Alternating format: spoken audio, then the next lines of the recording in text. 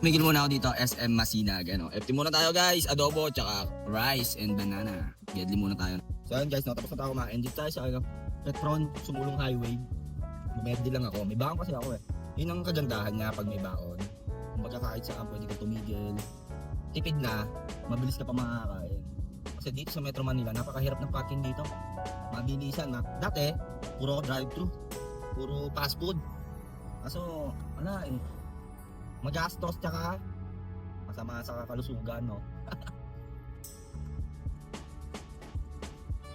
So waiting time buwing. Sino natin kung maglalalarid tayo. Kung makakita tayo, go natin. Pag wala, Papa G tayo. Siyempre Papa G pa rin tayo. Tayo makakuha tayo pababa. Update ko kayo guys ah. Guys, pag sinuswerte nga naman, no? Hindi pa tayo wala pang 5 minutes guys. Meron ng booking. Manisfield Street, Santa Cruz. Dito pa din Antipolo, 2.2 km ang layo, akit na tayo onte. Sumulong highway lang din. And then ang drop off nito guys sa may QC tayo, QC San Nicolas de Tolentino Parish Church, Bahay Toro, Quezon City. So tara, pick upin na natin. Swerte natin guys. Time check, 2:06 na ng hap. So yun guys, swerte natin, nakakuha agad tayo ng booking, no, ng packet ng onte sa QC. Tapos doon, ang didiskarte, ayoko na mapadpad pa, ayoko na tumaas pa. So baba tayo ng onte, kahit balik tayo sa gitna, no.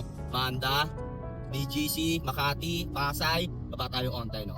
So sana makakuha agad tayo doon. So yun nga pala guys, no. Maraming salamat sa suporta nyo, sa mga laging nanonood ng mga videos natin. Good vibes lang tayo dito guys. Yung mga pinapakita ko lang ay kung ano ba ang nangyayari dito sa TNBS. Sariling diskarte ko to, okay?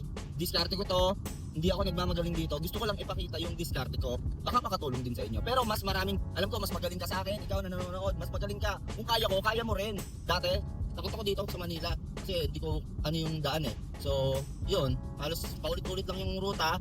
Tapos, kailangan maging pamilyar ka doon sa mapa. Kailangan sanay na sanay ka tumingin doon sa mapa. Sa Philippine map, kailangan sanay kang tumingin dyan sa mapa. Kasi yun yung makakatulong talaga sa iyo eh. No?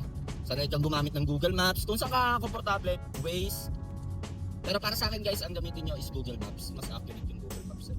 Kasi sa pagkakaalam ko, si Waze ata ay doon kumukuha ng data din kay Google Maps. Hindi ako sure guys, hindi ako sure. Pero nabasa ko lang ganyan, no? Yung sabihin sa idol, no? So, yun. Dami ko na sinasabi. Tara, pinuwin na muna natin to guys. Tinan nyo daan ko dito guys, oh. Sa pickup ko. Tinan nyo kung gaano kalusong yun, oh. Let's go. Sabay angat, no? Angat yan. Oh, yeah. Angat tayo. Umula yung passenger ko guys, grabe palusong eh. Baka kasi hindi dito yung kanila tapos dead, eh no. Ayun no. Yun na sila guys, oh. Yun na sila guys, oh. Let's go. Uy, pababa.